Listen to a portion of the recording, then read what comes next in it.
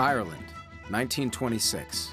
Dublin's famous Abbey Theatre sold out for the fourth night in a row with a new play by Sean O'Casey. As the curtain rose, audience members greeted the cast with rounds of enthusiastic applause. But during Act 3, that would change. Praise turned to jeers as the audience stormed the stage, attacked the actors, and began singing the Irish national anthem. O'Casey's play, a satire of war and violence, had incited its own riot. He was a controversial man in a time of controversy, in a time when the church was trying to run the country, when the patriots were trying to run the country. And anybody who criticized them, look out. You're anti-patriotic, you're anti-religious, you're the devil.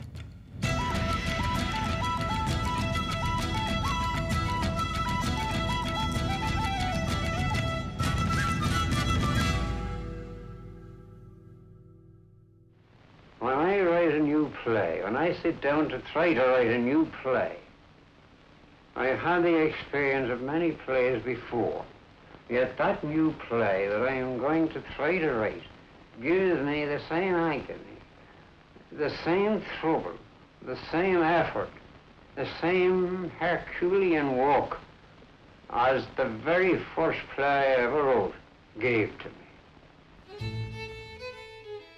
In 1923, Ireland welcomed playwright Sean O'Casey into its literary circle. He was always quarrelsome. He had a lover's quarrel with the world, as they say. I like cranky people. He was very cranky.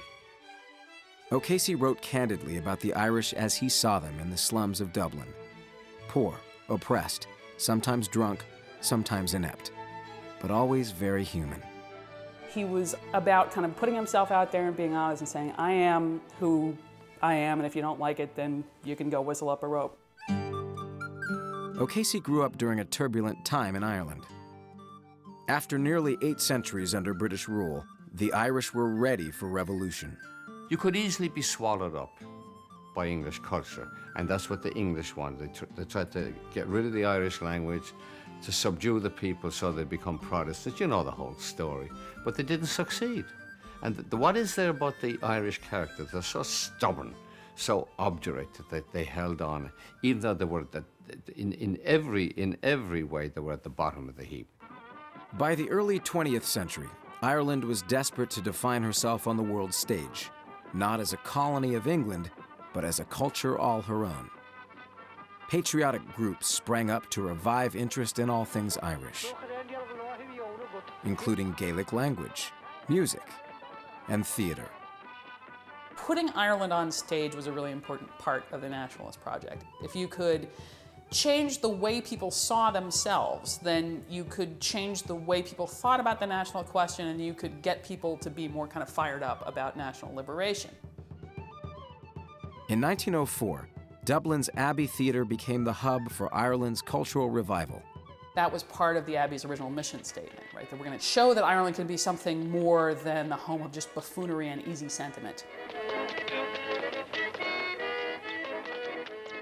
It would take 15 years before aspiring playwright Sean O'Casey would knock on the Abbey's door, hoping to get his plays produced. Born in 1880, O'Casey had descended into extreme poverty by the time he was 10. He was frail and suffered from ulcerated eyes, which threatened to leave him completely blind. He didn't learn to read until he was 12. Once he did, he read plays. He read voraciously, even with those bad eyes. He knew his Shakespeare, he knew his Swift, and so on. And then he was able to think for himself. That's the thing. He wasn't formed or conditioned by the school system. He went and thought for himself and came to his own conclusions. As a young man, O'Casey entered the working class as a laborer on the Great Northern Railway. He observed appalling conditions and unfair practices at the hands of labor bosses, which inspired him to join Dublin's workers' rights movement. Its leader was an avowed socialist and mentor to O'Casey, Jim Larkin. For O'Casey, one of the worst things about being working class or being poor was that people assumed you didn't need or want anything other than material necessities.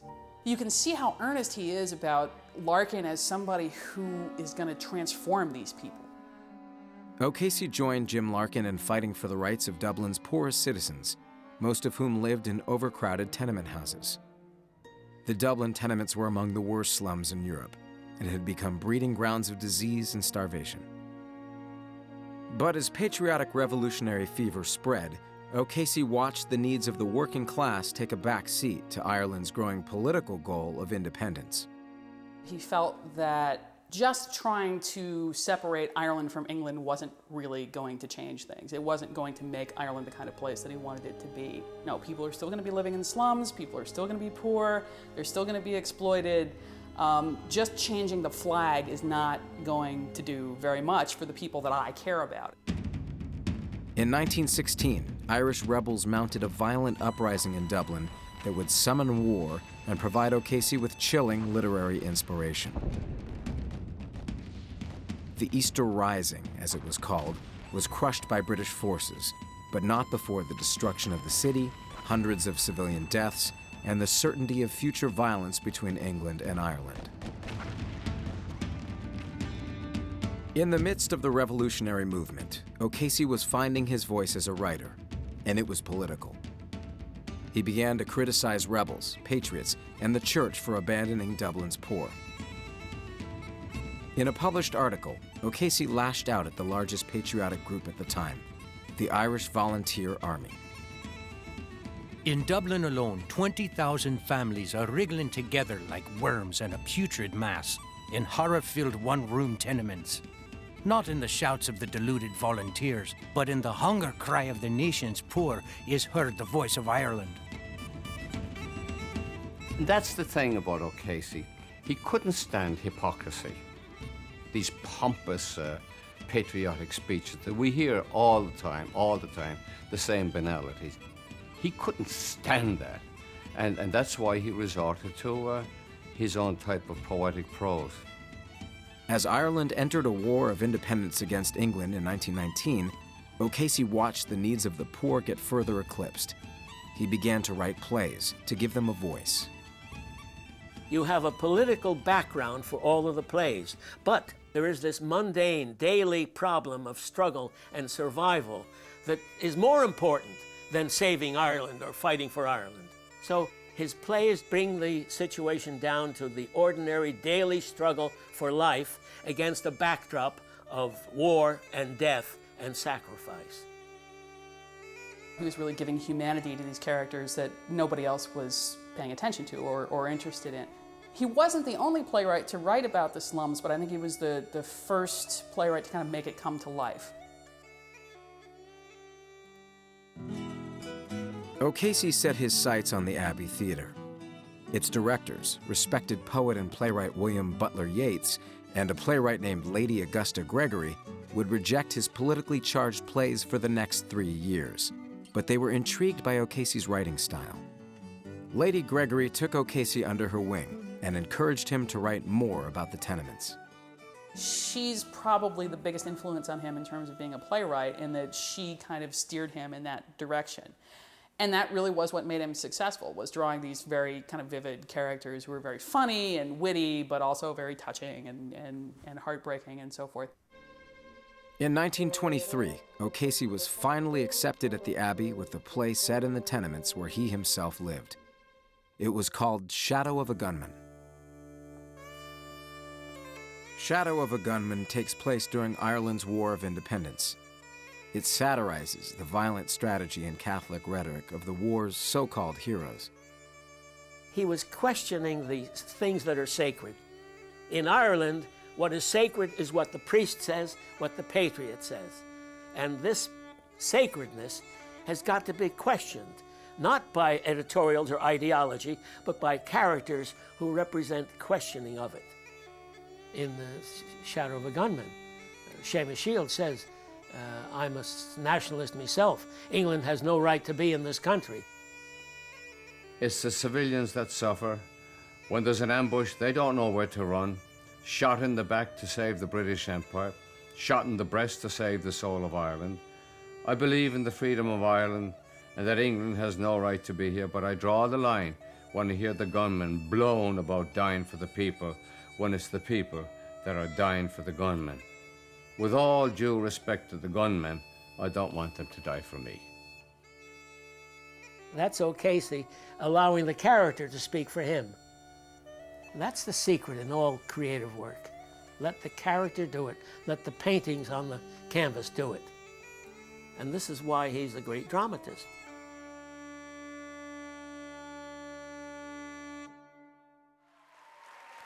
Audiences loved Shadow of a Gunman. Reviewers declared O'Casey Ireland's new gift to the world. One writer remarked, "Not for a very long time has such a good play come our way. Out of small materials, he pieced together the most genuine comedy I think I've ever seen." Well, if you didn't have humor, who would read it? Who would want to be bothered?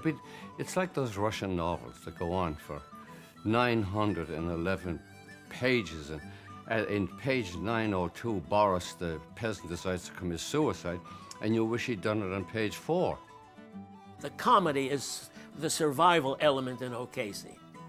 They all have this element of anger and comedy, and it saves them. It saves the plays. Shadow of a Gunman became the first of 3 tenement plays called the Dublin Trilogy. Each confronted a different event in Irish political history. The plays would be wildly popular and controversial. In satirizing economic, political, and religious tensions, O'Casey was taking on every Irish taboo. He's trying to bring people aware of what's happening in the city, where the church and the politicians have ignored the daily life, and he's going to say something about it. The second play of O'Casey's Dublin trilogy, Juno and the Paycock, would tackle the Irish Civil War, a conflict that erupted after a problematic treaty was signed to end the War of Independence. The treaty divided Ireland into North and South. The South was granted independence, but was still required to pledge allegiance to the British Crown. A large percentage of the Irish public supported the treaty, but to hardline revolutionaries, it was totally unacceptable. The resulting clash was a bloodbath, in which brothers who'd fought together just weeks before against the British were now pitted against each other. There were cousins fighting cousins, fathers, sons, and so on. That made it appalling. How can you, because of political ideas and principles, suddenly look at somebody in your family and put a gun between their eyes? That's what, it went beyond humanity. In 1924, with the wounds of Civil War still fresh, O'Casey's Juno and the Paycock premiered. The play tells the story of matriarch Juno Boyle and her family, who are expecting a large inheritance that never arrives. Juno's son Johnny, a wounded veteran of the 1916 rebellion, is now fighting in the Civil War. Johnny, her son, who was already maimed, his arm was twisted when he was fighting in 1916. And he says, now it's 1922, he says, I do it again, Ma, because a principle's a principle. And Juno says to him, my boy, you lost your best principle when you lost your right arm. And that's so useful for O'Casey. He's against the principle that abstractly makes people die for Ireland. He wants them to live for Ireland. That's the kinds of craziness that O'Casey is talking about. That patriotism it's blind and it's stupid.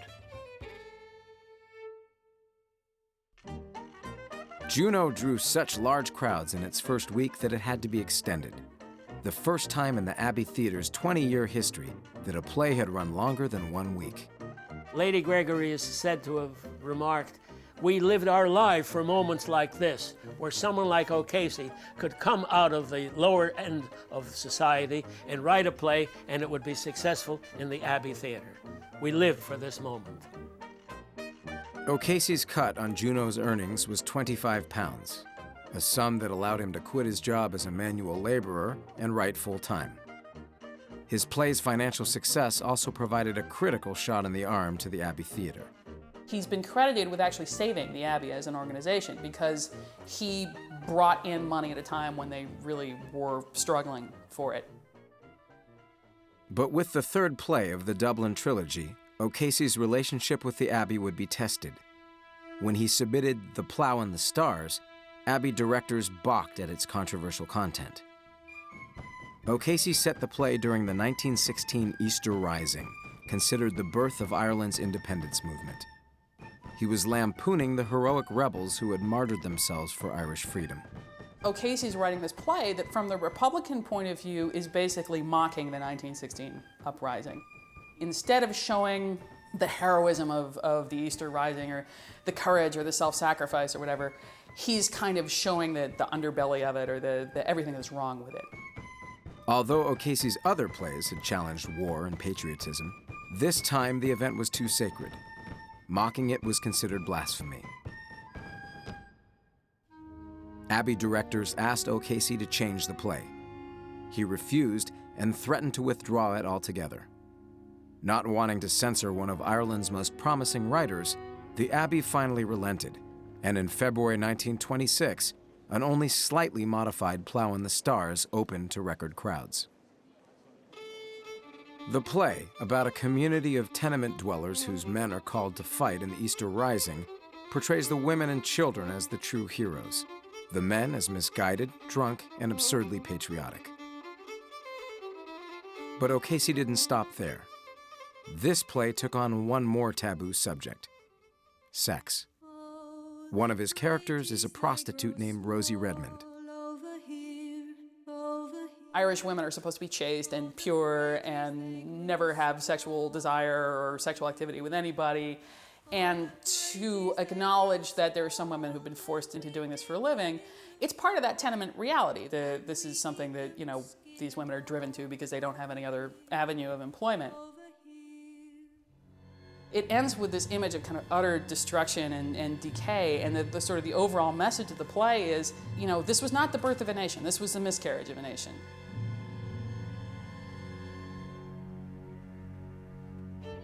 Word spread about the play's politically incorrect content.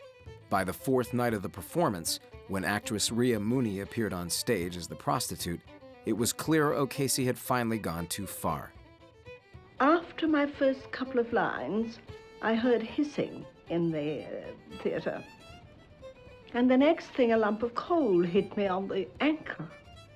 There was a young man up in the balcony with a dark hair and a pale face, and he shouted at me to get off the stage, that I was a disgrace to my sex, my religion, and my country. I don't know which one he put first, but anyway. Shouts from the hostile audience drowned out the actor's lines, and flying objects made it impossible to proceed. Police were finally called in to break up the riot. To have given up your son or given up your husband or your lover or whatever to this revolution, and then to have O'Casey on an Irish National Theatre putting on this play that basically says this was a mistake. Not only did it not really liberate Ireland, it actually made things worse. And that was just something the Republicans were not ready to hear at that point. Yeats was at the Abbey the night of the riot and castigated the crowd. Yeats came bounding out on the stage to oppose the howling mob, and he's shouting out at them, "You have disgraced yourselves again." And then when the roaring became worse and they shouted out against O'Casey, he roared out at them with all the venom and vehemence that was in the great man. He shouted out at them, "This is O'Casey's apotheosis." I was wondering all the way home, what in the name of God was the meaning of apotheosis, and what had happened to O'Casey that he had such an honor conferred on him. It was only when I got home, and quietly and secretly, looked up the dictionary, I discovered that O'Casey was translated up into the gods. Despite the standing ovations the play received on subsequent nights, the sting of protest lingered. O'Casey left Ireland soon after the Abbey riot to oversee a London production of Juno and the Paycock. He published a bitter response to protesters in the London newspapers, writing, "The Irish have no time for those who don't agree with their ideas, and I have no time for those who don't agree with mine." O'Casey's words did little to cool tensions back home. He stayed on in London to finish work on an experimental new play about World War I called The Silver Tassie. He sent it to the Abbey in 1928. He got this really nasty letter from Yeats about what was wrong with the play, telling him, you have no subject, you've got no business dealing with this, you don't have any connection to the Great War, the play's too political, there's too many, it reads like a leading article from a newspaper. He wasn't bothering to phrase it tactfully. For the first time in years, O'Casey was rejected. He blamed Yeats and took their fight public in a debate played out in the daily newspapers. O'Casey was one of these people who, once he had decided that you'd betrayed him or whatever, you were out. And after he got the rejections and he got all the letters that had gone back and forth about the play, he didn't want anything more to do with them. But as much as O'Casey fought publicly against Yeats, privately he was crushed. Crushed by rejection, crushed by Yeats and Lady Gregory, crushed by Ireland. O'Casey remained in London, and then, after marrying and starting a family, moved to a coastal town in Devon, England. Unfortunately, Lady Gregory died before he really buried the hatchet with her. And you know, this is a sad thing when you think about it. She was really his mentor. She discovered him. She sends him this letter. She says, I'm coming over to England. I'd love to see you and your wife and the baby. And he writes back to her and says, we can't do it. I mean, if I see you, I'm going to fight with you. He was too heartbroken. He couldn't. And later on, when he didn't do that, he was sorry over the fact that he was wrong. She made an attempt to see him, and he refused. So he understood that he had made a terrible mistake. And I think he was big enough to accept it, but too late. The Silver Tassie was eventually performed at the Abbey, 3 years after Lady Gregory's death. Even in exile, O'Casey would continue to use Ireland as the setting of his dramatic work. The riots in the theater, the attacks in the press, the attacks from the clergy, from the pulpit, the attacks by the patriots, quite clearly it was difficult in those years to live in Ireland. But you could be completely Irish if you were not harried all the time, attacked all the time. So O'Casey in Devon was completely Dublinese. He was completely Irish outside of Ireland. And that was the paradox of Ireland. In later years, O'Casey spoke of his enduring love for his home country, where he would never live again. We're all Irish and we carry our Irish spirit and our Irish characteristics with us wherever we may go. God or nature has given our world a colourful, delightful and abundant variety of peoples. But there is only one race, the human race. We're all one, flesh of each other's flesh and bone of each other's bone. There's always the longing. When you're in it, well, there you are. You get up in the morning, you don't say, I'm Irish. When you're away, you're looking at Ireland from another perspective, and you have different emotions. That's the thing. Sean O'Casey wrote 25 plays, several works of prose, and 6 autobiographies in his lifetime. But he is best known for the Dublin Trilogy, with its dramatic depictions of tenement life and political satire. The Dublin Trilogy became the most performed plays at the Abbey Theatre and would be shown all over the world.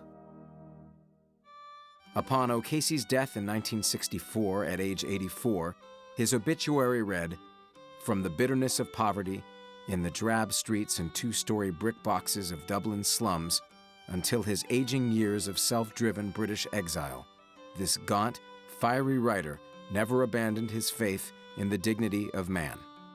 I asked him once, I said, why do you write at all, Sean? He said, it's the only way I can keep something alive. Writing is living. When you write, when you create something, it never dies. That's what he said. That's why he writes.